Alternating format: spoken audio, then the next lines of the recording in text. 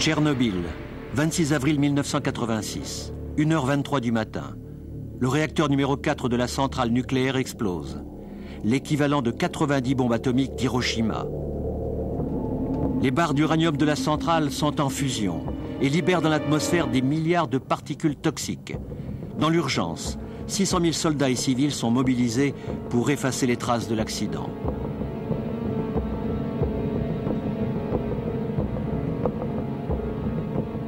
Les autorités soviétiques verrouillent l'information jusqu'au 28 avril.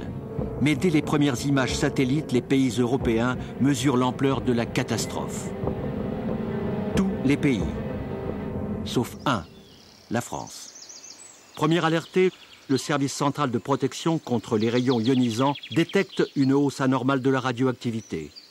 Mais rapidement, son directeur tient un discours très rassurant. Ça ne menace personne actuellement, sauf peut-être dans le voisinage immédiat de l'usine. Et encore, c'est surtout dans l'usine que je pense que les Russes ont admis qu'il y avait des personnes lésées. Le plus inquiétant ce soir reste le nuage de particules radioactives. L'opinion publique s'inquiète. Le 30 avril, au journal télévisé d'Antenne 2, le message officiel est relayé par le bulletin météo.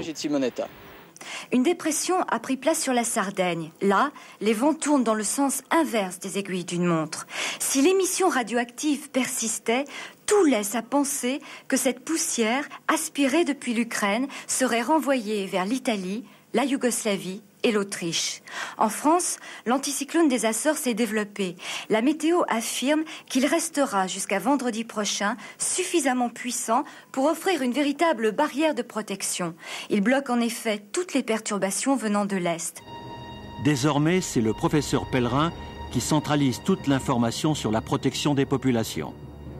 Pendant une semaine, sur les premières cartes nationales de la pollution radioactive établies par le SCPRI, la Corse n'existe pas. Les communiqués ministériels se succèdent pour minimiser la gravité de la situation. Ni la situation actuelle, ni son évolution ultérieure ne justifient dans notre pays quelque contre-mesure sanitaire que ce soit. Le 6 mai, le ministère de l'Agriculture communique à son tour. Le territoire français, en raison de son éloignement, a été totalement épargné par les retombées de radionucléides consécutives à l'accident de la centrale de Tchernobyl.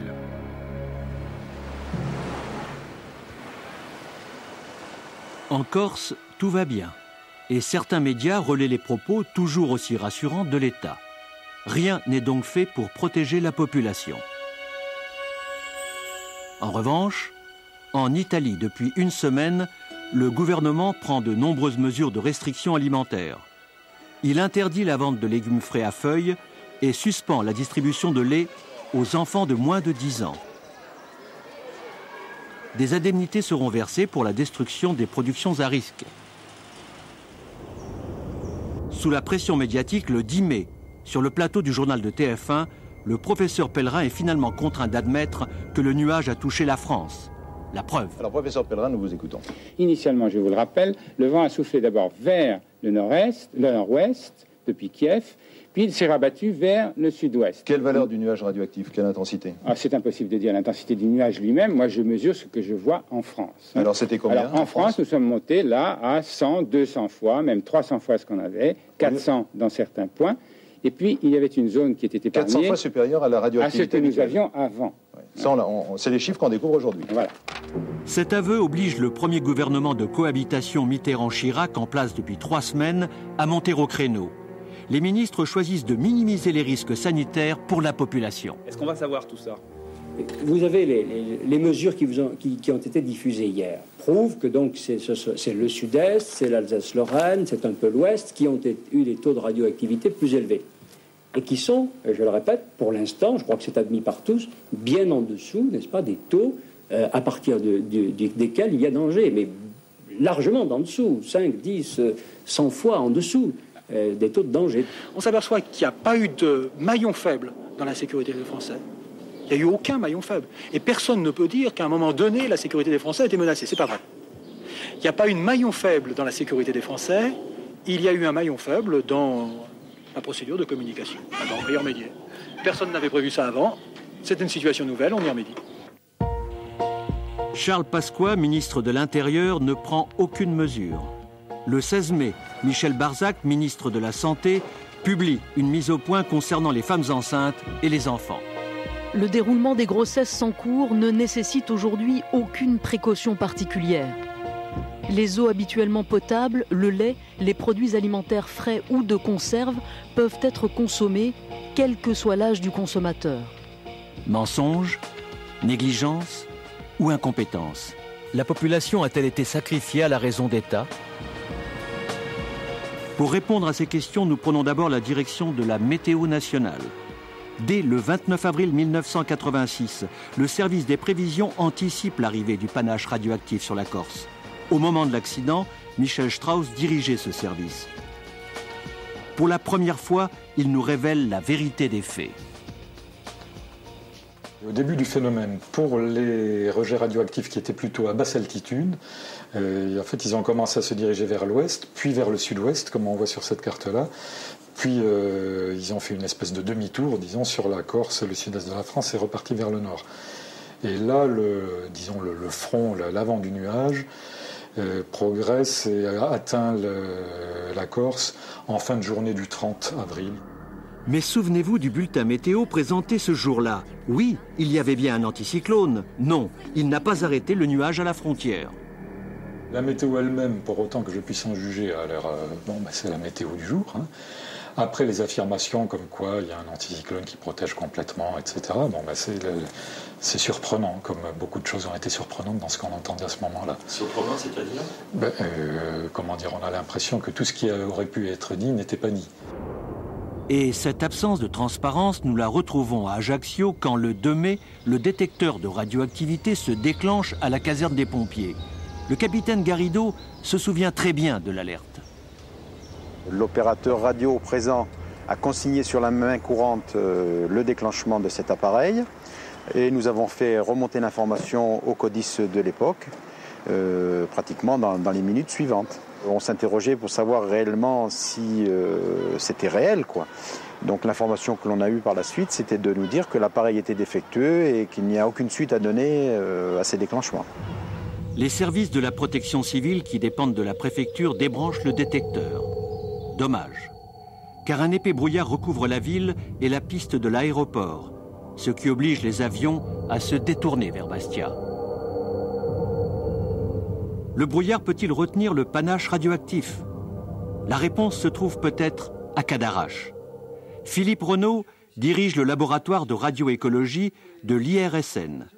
Ce chercheur travaille sur les effets de la radioactivité dans la chaîne alimentaire. Son analyse est formelle. Le brouillard résulte de la condensation de l'air, c'est-à-dire qu'il va arriver un moment où dans l'air va se former des micro-gouttelettes d'eau. Et on sait que lorsque ces gouttelettes d'eau, ces micro-gouttelettes d'eau d'un brouillard se forment, elles ont tendance à emprisonner toutes les poussières radioactives qui se trouvent à proximité. Et le fait est que le brouillard est souvent plus contaminé que de l'eau de pluie. C'est-à-dire qu'il a une plus grosse capacité à emprisonner les aérosols radioactifs que la pluie proprement dite. Donc évidemment, si on se trouve dans un air contaminé avec du brouillard, il va y avoir des dépôts qui vont se faire au niveau du sol. Que contenait réellement le nuage de Tchernobyl? Des radionucléides. Ces particules projetées dans l'atmosphère et qui, durant des jours, ont survolé toute l'Europe. 2 d'entre eux sont particulièrement nocifs. L'iode 131, qui disparaît en l'espace de quelques semaines, et le césium 137, dont la durée de vie est de 3 siècles. Ces 2 radioéléments n'existent pas à l'état naturel et sont susceptibles de se fixer massivement à la thyroïde. Dans la première semaine de mai 1986, il y a beaucoup d'orages en Corse, ce qui favorise la contamination de la chaîne alimentaire. La pluie nettoie le nuage et précipite au sol les poussières radioactives. Celles-ci se concentrent dans tous les végétaux. L'herbe, ainsi consommée, contamine peu à peu le bétail. Nous sommes au printemps, en pleine production laitière. Ce lait chargé de radioéléments se retrouve alors dans l'alimentation humaine sous forme de laitage et de fromage.